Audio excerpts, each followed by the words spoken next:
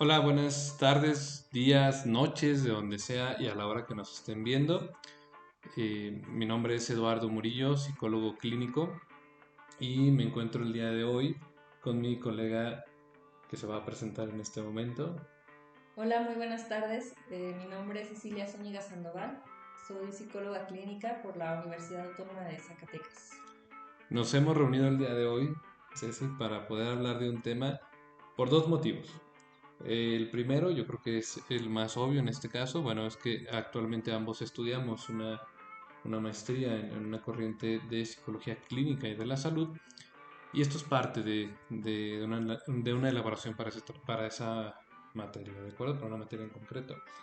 No obstante, eh, al final ya nos parece un tema suficientemente importante y es por eso que nos lo tomamos con todo el tema con calma, de poderlo platicar a gusto, porque creemos que es muy importante. Y en este caso en particular se trata de la separación y la familia. Exactamente, Eduardo. Ahora sí que tendríamos que abordar todo lo que implica las aristas que están relacionadas en este tema en particular, porque precisamente pues hay muchas de las que podríamos hablar como causas, pero más allá pues también podemos hablar de las consecuencias, ¿no? Que es lo principal en este punto. Efectivamente.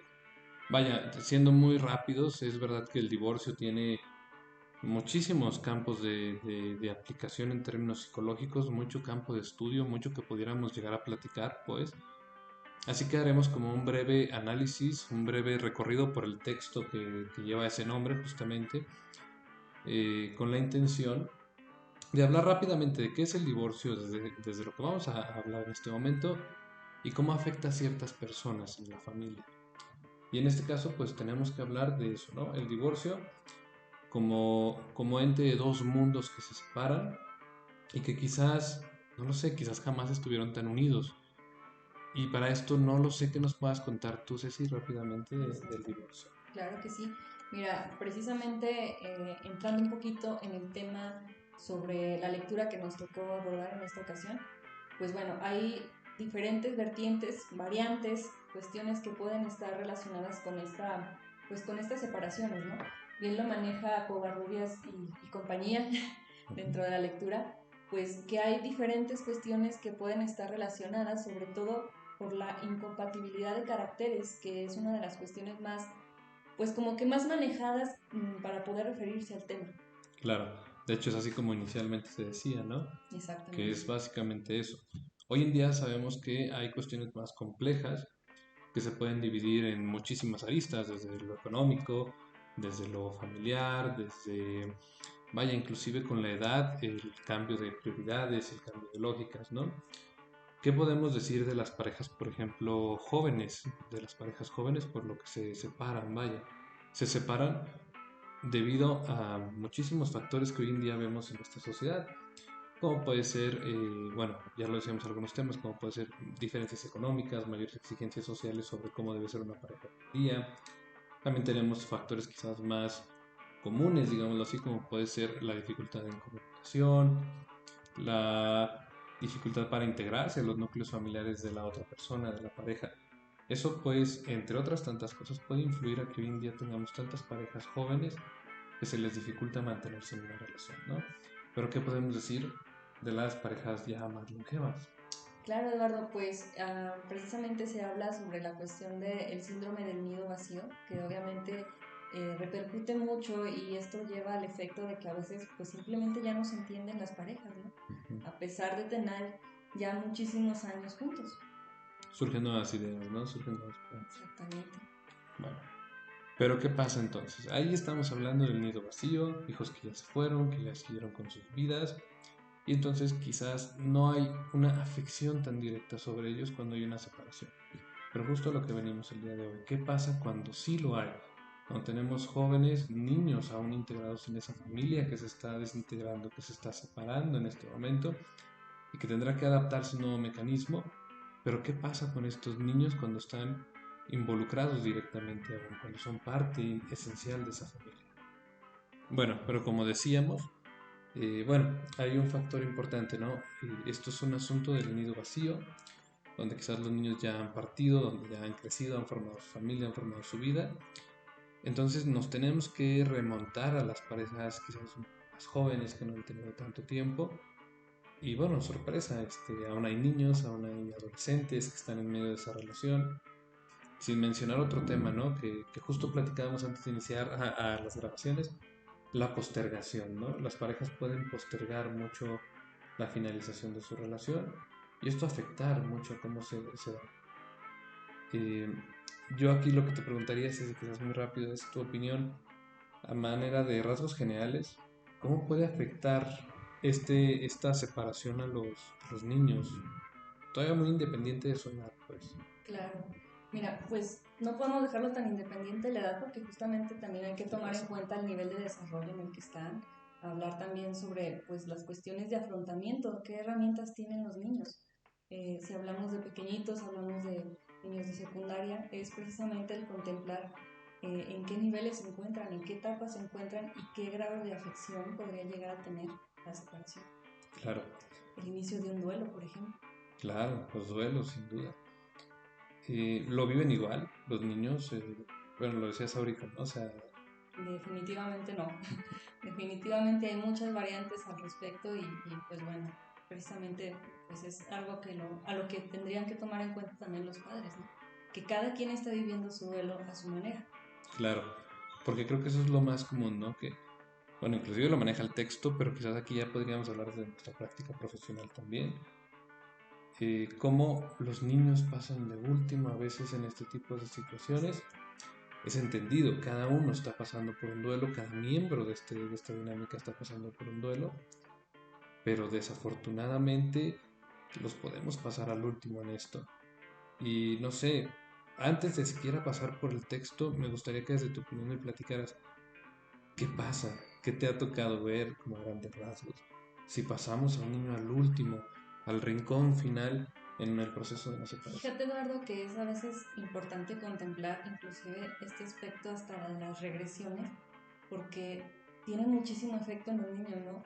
Esta cuestión inclusive a veces de sentir la culpa de que por ellos esta situación se está detonando.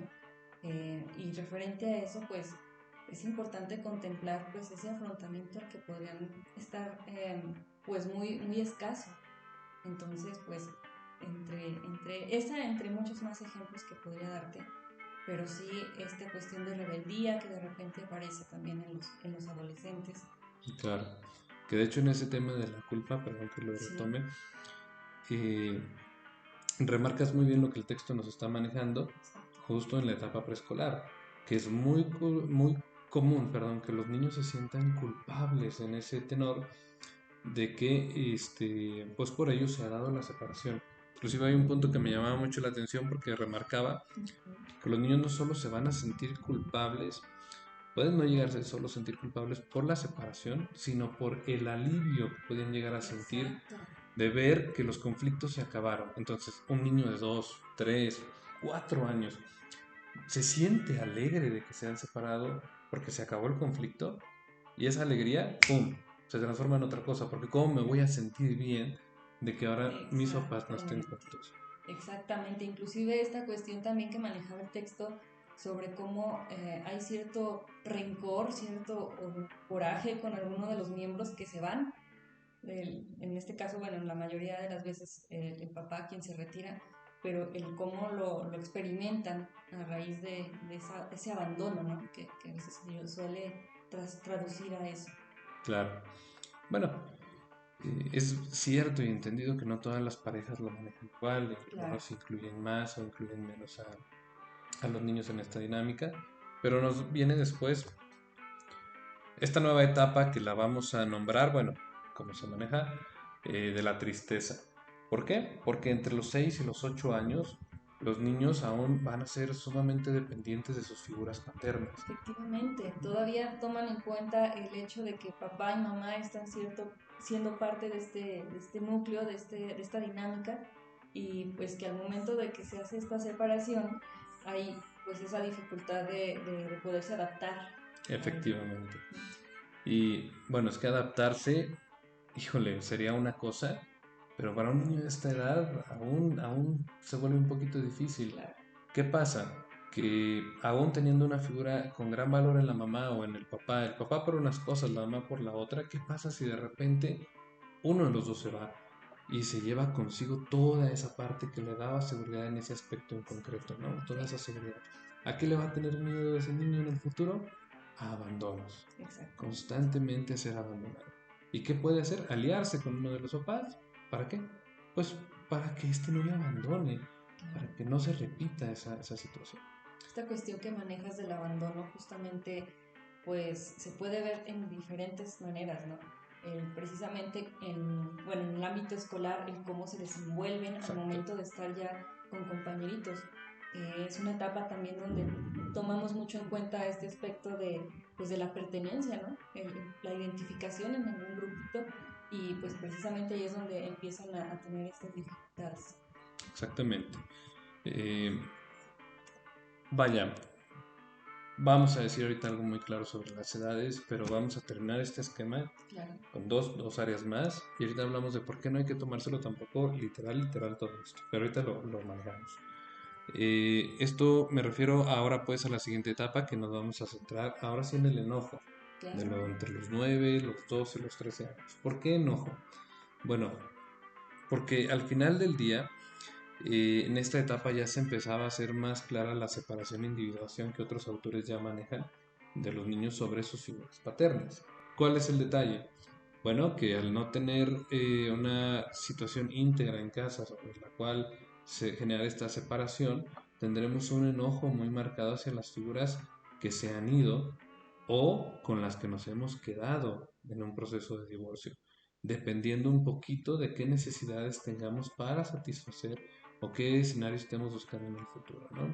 Los niños en esta edad, pues, van a sentir la tristeza, la ausencia y el abandono, claro, pero este enojo hacia una figura que se fue y no le permitió separarse, uy, Exactamente, Eduardo. Y mira, justamente en este aspecto también es importante tomar en cuenta que como padres también es importante destacar lo que hizo la expareja como miembro de ese núcleo todavía, ¿no? Las cosas que dejó, las cosas que pudo aportar, porque no deja de ser una figura que en algún momento alimentó como algo importante para su hijo o hijos. efectivamente, efectivamente, sin duda hay que lograr separar y como les decía, todo esto hay que tener pinzas porque en realidad esto es una mezcla que va a ser importante que lo tomemos en cuenta en cada etapa. Pero antes de ir bien a ese tema, vamos otra vez con el último que vamos a abordar ahorita. ¿Qué pasa con los hijos adolescentes? Uy, es un temazo. Exactamente. Eh, no lo sé aquí a grandes rasgos si lo podamos reconocer, si lo podamos ya inclusive ver, para quien pueda estar escuchando este podcast, en el sentido tanto de si lo hemos visto en la experiencia en una familia, si somos psicólogos, si nos ha tocado tener pacientes, pero esta etapa es o donde convergen mucho de lo que decíamos en lo anterior, porque no se ha resuelto y sigue vigente, o al darse la separación justo en esta etapa, pasan muchas de estas cuestiones, ¿no? ¿Cuáles cuestiones? Contemplar que hay jovencitos, adolescentes que toman las cosas de una manera muy madura, Ujú. de una manera en donde hay mucho entendimiento, hay mucha inteligencia emocional de por medio, que puede ser, pues, inclusive aporta a esta separación de una manera funcional. Y pues bueno, hay otros que definitivamente, obviamente desde la parte del enojo, pues toman en cuenta las cosas de manera muy violenta, abrupta y también es entendible, ¿no? Porque no deja de ser una pérdida para ellos. Efectivamente. Hay que tomar en cuenta que ni una ni la otra necesariamente sean las mejores, puesto que un niño tiene que expresar lo que siente, un joven, un adolescente tiene que expresar lo que siente, y si entre ellos está la rabia, el enojo, la tristeza, está bien. La madurez es una cosa y es muy bella y que es excelente ver que hay casos donde esta se presenta con posibilidades, pero en ocasiones hay que tener cuidado que la madurez no solo se esté disfrazando de sustituir. Exactamente. Y mira, también es importante recordar a los padres de familia que tomen en cuenta el no incluir a los hijos dentro de estos pleitos, ¿no? Dentro de las cuestiones que se manejan de la separación. Precisamente delimitarles un rol, su papel que tienen que tomar en esta en esta separación, pero también el validar el dolor, el validar que ellos como miembros de la pareja están sufriendo, pero también validar el dolor del hijo, porque muchas de las veces se encasillan las personas en el dolor que ellos están vivenciando y obviamente lo dejan muy afuera a los pequeños. Y como lo dices, etapa en la que se encuentre no deja de ser un impacto duro al cual tendría que darle pues cierto seguimiento, ¿no? Dicho eso, entonces finalizamos por el día de hoy, si te parece. Claro que sí, ¿no? Fue un placer para nosotros estar el día de hoy.